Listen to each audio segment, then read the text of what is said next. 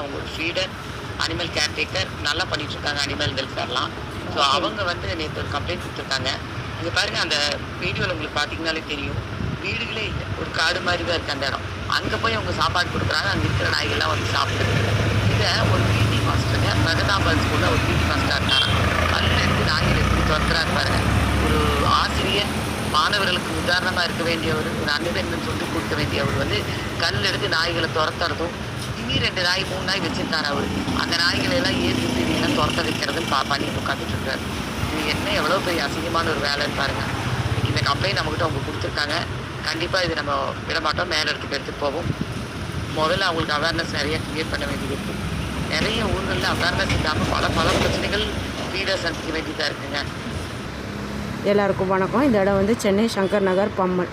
ஒரு PT master இதே மாதிரி பண்ணலாமா?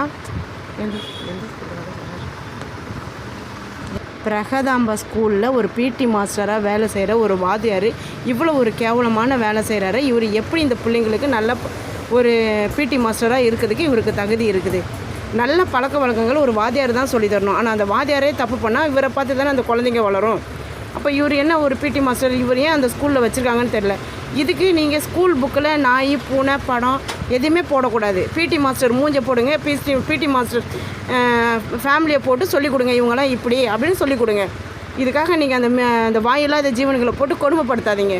ஒவ்வொரு மனிதர்களையும் போட்டு இவங்களாம் இந்த மாதிரி நல்லவங்க கெட்டவங்கன்னா அப்படி சொல்லிக் கொடுங்க. இந்த வாயில்லாத ஜீவன்களை ஸ்கூல் புக்கில் இனிமேல் இந்த வருஷத்தில் போடவே போடாதீங்க. தயவு செஞ்சு நளினி மேடம், சரிதா மேடம் இவங்கள சும்மா விடாதீங்க. எதனாச்சும் ஒரு நல்ல ஒரு பாடம் கற்பித்து கொடுங்க. ஒருத்தங்க வந்து சாப்பாடு போடுறாங்க அப்படின்னா அதை வந்து ஆதரிக்கணும். அதை விட்டு போட்டுட்டு இப்படி கல் எடுத்து விரட்டுறாரு. அவங்க வீட்டில் இருக்கிற நாயை கூட்டிகிட்டு போய் அதை தரத்துறாரு. இவங்க வீட்டில் இப்படி தான் இவங்க பிள்ளைங்களுக்கு சொல்லி கொடுக்குறாரு. அதே மாதிரி தான் ஸ்கூல் பிள்ளைங்களுக்கும் சொல்லித்தராரு. கராத்தை கற்றுக்கலாம், கும்கும் கற்றுக்கலாம், எல்லாம் கற்றுக்கலாம். ஆனால் அதெல்லாம் தற்காப்பு கலை தான். இந்த வாயில்லாத ஜீவன்களை அடிக்கிறதுக்கு வந்து தற்காப்பு கலை கிடையாது. இதை வந்து ஒரு வாத்தியாரும் முதல்ல மண்டையில் ஏற்றிக்கோங்க, ஏற்றிட்டு செய்யுங்க. தவறை இனிமேல் பண்ணாதீங்க. உங்களை பார்த்து தான் இந்த பிள்ளைங்க வளர்கிறாங்க. அதனால் நல்ல பழக்க வழக்கத்தை கற்றுக் கொடுங்க. நீங்களும் ஒரு நல்ல ஒரு தாய் தகம வயதில் பிறந்திருக்கிறீங்க. அவங்களோட பேரை காப்பாற்றுங்க. உங்கள் பிள்ளைங்களுக்கு 7 தலைமுறைக்கோ 21 தலைமுறைக்கோ பாவத்தை சம்பாதிக்காதீங்க. தயவு செஞ்சு ப்ளீஸ் அந்த பிடி மாஸ்டரே உங்களை தயவு செஞ்சு கேட்டுக்கிறேன், இந்த மாதிரி பாவத்தை சம்பாதிக்காதீங்க.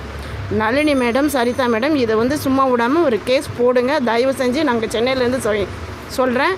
Please please please.